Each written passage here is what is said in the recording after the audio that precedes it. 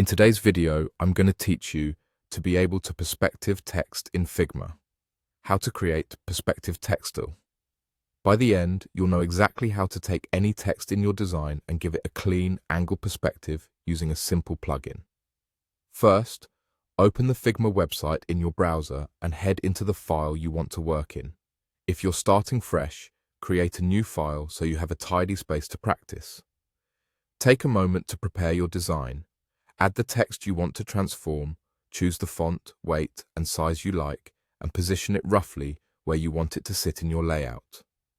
It helps to finalize the wording and styling now, because perspective adjustments work best when your text is already formatted.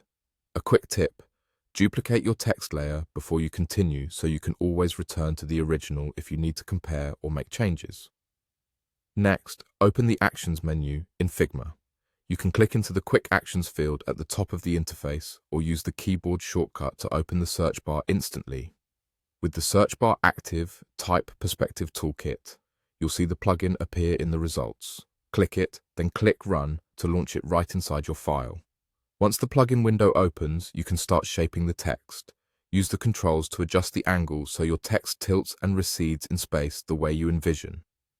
If the toolkit provides corner handles or a mesh, drag those points to map your text onto the perspective you want, like a wall, floor, or billboard. Make small, measured moves and check how the spacing and letter shapes respond.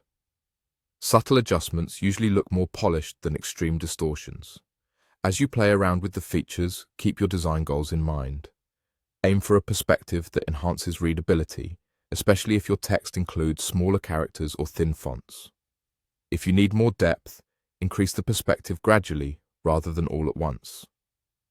If your design includes other elements, align the text's angle with nearby edges or vanishing lines so everything feels cohesive. Don't forget to zoom in and out to evaluate both detail and overall balance.